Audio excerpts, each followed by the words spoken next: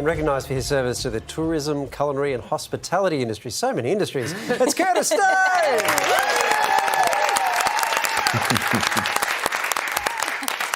How you doing? I'm well. How are you? Because you're ruler of the world now, I think it is. What does this honour mean to you? It means the world to me. It really does. You know, it's I've been a lucky man. I'm a chef. I get to travel and do what I love, and I get to talk about my favourite thing in the world, which is where I come from. And to be honoured by your country, it's a really special moment. So you know, I'm taking it quite seriously, and I'm absolutely thrilled. Does this mean we have to curtsy to you now? Absolutely not. Oh, we do that anyway, Curtis Stone, you know it. And I appreciate it.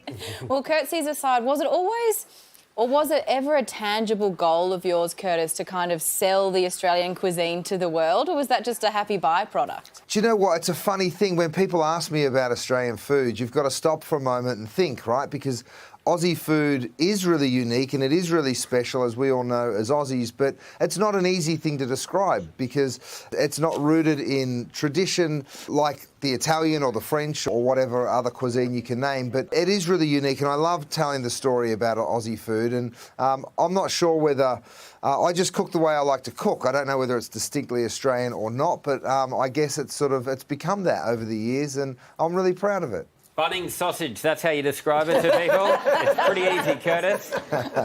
Now, you're based in America. Your kids are there. You have an American wife. Do they understand what it means to be honoured by the King's representative? Look, I think that the Americans have a real fascination with royals in general. So they think it's very fancy. I don't really think they understand it, but they're very impressed. They want to know whether we're going to get to meet the King. I said, probably not, mate, but, you know, it's exciting nonetheless. You get the fancy letters after your name now, you get the special badge. What other perks come with this kind of honour? I mean, it's quite an odd thing to think about, I guess. You know, you don't ever... I mean, I'm a cook. So I was joking with someone the other day and I was like, I get paid to cook other people's dinner. You know, that's sort of what being a chef is. And it's a humble job and of course you don't ever imagine you'd get a recognition like that. But when you do, it's cool. You know, you take it in your stride, but it's also really fun. Do you have a career highlight? Oh, my goodness. I think... You know, when I named my restaurants after my grannies, I did it because I understand the relationship a chef has with their restaurant. Sometimes you love it and sometimes you absolutely hate it and you don't want to go there because it's a hard job.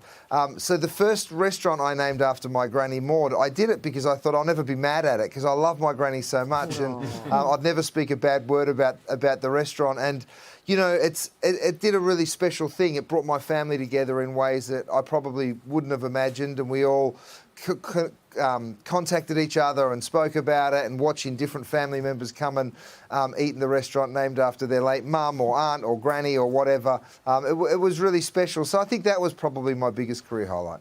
Hey, you're a great Australian. You're a wonderful ambassador for this gorgeous country of ours. But when are we having you back? Yeah. When will you come visit us again? Oh, look, I'm back all the time. I'm back next month. I was just there last week.